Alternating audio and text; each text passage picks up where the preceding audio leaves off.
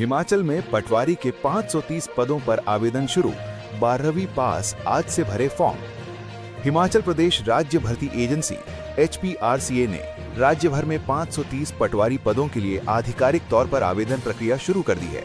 इच्छुक और योग्य उम्मीदवार 12 दिसंबर 2025 से 16 जनवरी 2026 तक HPRCA की आधिकारिक वेबसाइट hprca.hp.gov.in पर ऑनलाइन आवेदन कर सकते हैं। इस भर्ती के माध्यम से योग्य उम्मीदवारों का चयन पटवारी पदों पर किया जाएगा। ये भर्ती मान्यता प्राप्त बोर्ड से 12वीं 10+2 उत्तीर्ण उम्मीदवारों के लिए खुली है। उम्मीदवारों की आयु 1 जनवरी 2025 को 18 से 45 वर्ष के बीच होनी चाहिए। सरकारी नियमों के अनुसार विभिन्न श्रेणियों के उम्मीदवारों के लिए आयु में छूट भी लागू होगी। उम्मीदवारों को हिमाचल प्रदेश का निवासी होना जरूरी है और अधिसूचना में बताए गए किसी भी स्थानीय अधिवास मानदंड को पूरा करना होगा। पात्रता और भर्ती की पूरी जानकारी के लिए उम्मीदवार आधिकारिक अधिसूचना देख सकते हैं। GST रिटर्न फाइल रिश्वत कांड में अधीक्षक भी संलिप्त, फॉरेंसिक जांच में सामने आया नाम। केंद्रीय वस्तु और सेवा कर विभाग CGST ऊना ने 50,000 की नकदी के साथ 30 सितंबर को पकड़े गए इंस्पेक्टर अंशुल धीमान मामले में बड़ा खुलासा हुआ है। विजिलेंस की टीम को आरोपी अंशुल धीमान के साथ एक अन्य अधिकारी की फोन पर हुई बातचीत की ऑडियो हाथ लगी है। फॉरेंसिक जांच के बाद पाया गया कि ऊना का अधीक्षक नागेश शर्मा भी इसमें संलिप्त है। पूछताछ में अंकुश ने खुलासा किया कि GST रिटर्न फाइल करने के नाम पर जो लेन देन हुआ है उसमें उतना ही हिस्सा अधीक्षक का भी है। आरोप है कि 1.71 लाख रुपए अधीक्षक भी ले चुका है। विभागीय सूत्रों की माने तो अब विभाग में GST रिटर्न फाइल करने के नाम पर और खुलासे होने की संभावना है। विदेश में रोजगार के लिए 15 को साक्षात्कार। विदेश में रोजगार पाने के इच्छुक युवा 15 दिसंबर को सुबह 10 बजे जिला रोजगार कार्यालय में उपस्थित हो सकते हैं।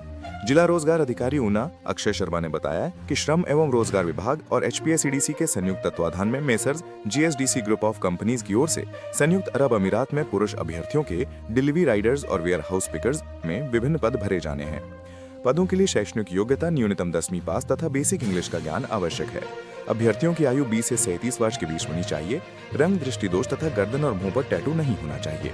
उन्होंने बताया कि चयनित अभ्यर्थियों को 2500 EED मासिक वेतन, प्रतिदिन 12 घंटे ड्यूटी तथा सप्ताह में 6 दिन कार्य करना होगा। इसके साथ ही वेयर हाउस पिकर्स पदों के चयनित अभ्यर्थियों को 1400 EED मासिक वेतन, प्रतिदिन 12 घंटे ड्यूटी तथा सप्ताह में 6 दिन कार्य करना होगा। हाईकोर्ट ने कहा, राज्य 10% राशि जारी करने को तैयार नहीं, यह दयनीय स्थिति है। हिमाचल प्रदेश हाईकोर्ट ने न्यायिक बुनियादी ढांचा परियोजनाओं के प्रति राज्य के सौतेले व्यवहार पर गंभीर चिंता व्यक्त की है। न्यायालय ने जिला सिरमौर के सराहन में न्यायिक कोर्ट कॉम्प्लेक्स के निर्माण में धन जारी करने में हो रही देरी को लेकर राज्य सरकार को कड़ी फटकार लगाई है। मुख्य न्यायाधीश गुरमीत सिंह संधावालिया और न्यायाधीश जियालाल भारद्वाज की पीठ ने टिप्पणी की कि ये दयनीय स्थिति है कि जहां 90% राशि केंद्र से आ रही है, वहीं राज्य केंद्रीय पोषित योजनाओं के लिए 10% राशि भी जारी करने को तैयार नहीं है। न्यायालय ने संबंधित विभाग को ये लंबित राशि जारी करने का निर्देश दिया है। अदालत ने चेतावनी दी है कि यदि परियोजना में और देरी हुई तो राज्य और उसके अधिकारियों पर एग्जेम्पलरी कॉस्ट लगाई जाएगी। खंडपीठ ने आदेश की एक प्रति हिमाचल प्रदेश सरकार के मुख्य सचिव को भेजने का निर्देश दिया। अगली सुनवाई 2 मार्च को होगी। इंजीनियर इन चीफ ने न्यायालय को आश्वासन दिया कि परियोजना निर्धारित तिथि तक पूरी कर ली जाएगी। ये मामला जिला सिरमौर के तहसील पच्छाद के सराहन में न्यायिक कोर्ट कॉम्प्लेक्स के निर्माण से संबंधित है। न्यायालय ने इस बात पर असंतोष व्यक्त किया कि 50 लाख की राशि को मंजूरी मिलने के बावजूद मार्च 2025 में केवल 15 लाख ही जारी किए गए थे। हिमाचल में तीसरी, 5वीं, 8वीं, 9वीं और जमा 1 की डेट शीट जारी। जाने कब होंगी परीक्षाएं। हिमाचल प्रदेश स्कूल शिक्षा बोर्ड ने मार्च में होने वाली ग्रीष्मकालीन अवकाश वाले तीसरी, 5वीं, 8वीं नियमित एवं राज्य मुक्त विद्यालय सहित पूरे प्रदेश में 9वीं और जमा 1 की वार्षिक और कंपार्टमेंट परीक्षाओं की डेट शीट जारी कर दी है। बोर्ड अध्यक्ष डॉक्टर राजेश शर्मा ने बताया कि तीसरी और 5वीं कक्षा की परीक्षाएं 9 से 16 मार्च तक होंगी। 8वीं की परीक्षाएं 9 से 20 मार्च तक होंगी। इन सभी परीक्षाओं का समय सुबह 9:15 बजे से दोपहर 1 बजे तक होगा। विद्यार्थियों को परीक्षा आरंभ होने से 30 मिनट पूर्व केंद्र में पहुंचना अनिवार्य है। 9वीं और जमा 1 की वार्षिक और कंपार्टमेंट परीक्षाएं विद्यालय स्तर पर होंगी। 9वीं की परीक्षाएं 5 से 18 मार्च तक तथा जमा 1 की परीक्षाएं 5 से 28 मार्च तक दोपहर 12:45 से शाम 4 बजे तक ली जाएंगी। हिमाचल प्रदेश स्कूल बोर्ड ने परीक्षार्थियों, अभिभावकों और विद्यालयों से अपील की है कि वे विस्तृत डेट शीट बोर्ड की आधिकारिक वेबसाइट से देख सकते हैं। नई दिल्ली में पीएम मोदी से मिले राज्यपाल शिव प्रताप शुक्ल, इन मुद्दों पर हुई चर्चा। राज्यपाल शिव प्रताप शुक्ल ने शुक्रवार को नई दिल्ली में प्रधानमंत्री नरेंद्र मोदी से शिष्टाचार भेंट की। इस अवसर पर राज्यपाल ने हिमाचल प्रदेश में चलाए जा रहे नशा मुक्त अभियान तथा हिमाचल हित के अन्य मुद्दों पर विस्तृत चर्चा की। राज्यपाल ने प्रधानमंत्री को राजभवन के नेतृत्व में संचालित नशा मुक्त हिमाचल अभियान की प्रगति के बारे में कहा कि प्रदेश में नशारोधी प्रयासों को जन आंदोलन का रूप देने के लिए शैक्षणिक संस्थानों, पुलिस प्रशासन, स्वयंसेवी संगठनों, स्थानीय निकायों और समुदायों को व्यापक रूप से जोड़ा जा रहा है।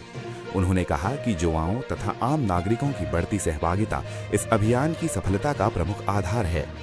राज्यपाल शुक्ल ने प्रधानमंत्री को टीबी मुक्त हिमाचल अभियान की उपलब्धियों और विभिन्न जिलों में किए जा रहे जागरूकता कार्यक्रमों, स्क्रीनिंग गतिविधियों तथा स्वास्थ्य सेवाओं को सुदृढ़ करने के प्रयासों की जानकारी भी दी। बैठक के दौरान राज्यपाल ने हिमाचल प्रदेश से जुड़े विभिन्न विकासात्मक एवं जन कल्याण संबंधी विषयों पर भी विस्तार से चर्चा की। इसमें प्रदेश की आधारभूत संरचना, कल्याणकारी कार्यक्रमों और अनेक जन सरोकार के मुद्दों से संबंधित विषय शामिल रहे। राज्यपाल ने कहा कि केंद्र सरकार द्वारा निरंतर मिल रहा सहयोग हिमाचल के सर्वांगीण विकास में महत्वपूर्ण भूमिका निभा रहा है। बिजली लाइन की मरम्मत करते समय लगा करंट, अस्पताल ले जाते समय 27 वर्षीय हिमांशु ने रास्ते में तोड़ा दम। जुब्बल उपमंडल के अंतर्गत ITIT समीप बिजली लाइन की मरम्मत के दौरान करंट लगने से एक युवक की दर्दनाक मौत हो गई है। मरम्मत का काम पूरा होने के बाद जैसे ही पावर सप्लाई बहाल की गई तो युवक अचानक बिजली के चपेट में आ गया। उसे तत्काल अस्पताल ले जाने की कोशिश की गई, लेकिन रास्ते में ही उसकी मौत हो गई। चिकित्सकों ने अस्पताल पहुंचते ही उसे मृत घोषित कर दिया। मृतक की पहचान हिमांशु चौहान 27 के रूप में हुई है, जो बिजली बोर्ड में आउटसोर्स पर कार्यरत था। ये हादसा वीरवार शाम जुब्बल ITI गेट के पास हुआ, जब वो ड्यूटी के दौरान नियमित लाइन मेंटेनेंस का काम कर रहा था। हिमांशु मूल रूप से जुब्बल के परोंठी गांव का रहने वाला था और पिछले कुछ समय से आउटसोर्स कर्मचारी के रूप में सेवाएं दे रहा था। हादसे की सूचना मिलने के बाद टीम मौके पर पहुंची और घटनास्थल का निरीक्षण किया। प्रारंभिक जांच में पाया गया कि मरम्मत कार्य समाप्त होने के तुरंत बाद बिजली बहाल होते ही लाइन में अचानक करंट प्रवाहित हो गया, जिसके संपर्क में आते ही हिमांशु बुरी तरह झुलस गया। पुलिस यह भी जांच कर रही है कि मेंटेनेंस के दौरान सुरक्षा प्रोटोकॉल का पालन किया गया था या नहीं। साथ ही यह भी देखा जा रहा है कि कार्यस्थल पर सभी आवश्यक सुरक्षा उपकरण उपलब्ध थे या नहीं। वहीं विद्युत बोर्ड की सहायक अभियंता कर्ण की शिकायत पर थाना जुब्बल में मामला दर्ज किया गया है। उधर DSP रोहडू प्रणब चौहान ने बताया कि मामले में जांच की जा रही है। सीएम सुक्खू बोले, नेता विपक्ष झूठ पर झूठ बोल रहे हैं, उनको लेकर प्रतिक्रिया देने का मन नहीं करता। मुख्यमंत्री सुखविंदर सिंह सुक्खू ने कहा कि नेता विपक्ष झूठ पर झूठ बोल रहे हैं। वो ऐसी बातें करते हैं जिसमें तथ्य नहीं होते। नेता प्रतिपक्ष को लेकर अब प्रतिक्रिया देने का मन नहीं करता। झूठ पर क्या जवाब दें? शुक्रवार को जनजातीय सलाहकार परिषद की 50वीं की बैठक के बाद मुख्यमंत्री ने कहा कि नेता विपक्ष को केंद्र सरकार से बात कर आर्थिक मदद दिलानी चाहिए। नेता प्रतिपक्ष प्रधानमंत्री की ओर से घोषित 1500 करोड़ और PDNA के 2000 करोड़ रुपए केंद्र से जारी करवाने में मदद करें। कहा कि आपदा राहत पैकेज से सबसे ज्यादा फायदा तो जयराम ठाकुर के क्षेत्र को हुआ है। सीएम ने कहा कि हिमाचल सरकार जब से सत्ता में आई है, जनजातीय क्षेत्रों में तेजी से विकास हुआ है। 13 स्थानों पर न्यूनतम पारा 5 डिग्री से कम, बारिश बर्फबारी के आसार, शिमला में छाए बादल। हिमाचल प्रदेश में जनजातीय क्षेत्रों में शीतल लहर का प्रकोप लगातार जारी है। राज्य में 13 स्थानों पर न्यूनतम तापमान 5 डिग्री सेल्सियस से कम दर्ज किया गया है। ताबो, कुकुमसेरी, केलांग का पारा माइनस में दर्ज किया गया है। हालांकि शिमला में ठंड का असर फिलहाल कम है। मौसम विभाग ने राज्य के मैदानी व कम ऊंचाई वाले कुछ क्षेत्रों में सुबह और देर रात के समय कुछ जगहों पर घना कोहरा छाए रहने का अलर्ट जारी किया है। शुक्रवार सुबह राजधानी शिमला व अन्य भागों में धूप खिली रही, लेकिन शाम को बादल छा गए। एक सप्ताह तक ऐसा रहेगा मौसम। विज्ञान केंद्र शिमला के अनुसार प्रदेश में सभी भागों में 13 दिसंबर तक मौसम शुष्क बना रहने की संभावना है। 14 दिसंबर को पश्चिमी विक्षोभ की सक्रियता से राज्य के उच्च पर्वतीय कुछ क्षेत्रों में हल्की बारिश बर्फबारी हो सकती है। लाहौल स्पीति, किन्नौर सहित चंबा व कुल्लू जिले के कुछ ऊंचाई वाले क्षेत्रों में बारिश और बर्फबारी हो सकती है। 15 से 18 दिसंबर तक पूरे प्रदेश में मौसम साफ रहने का पूर्वानुमान है। उधर दिसंबर के 11 दिन राज्य में सामान्य से 100% कम बारिश दर्ज की गई है। किसी भी जिले में बारिश की बूंद तक नहीं बरसी है। हालांकि 15 दिसंबर के बाद दूसरे सप्ताह में कई स्थानों पर बारिश बर्फबारी की संभावना है।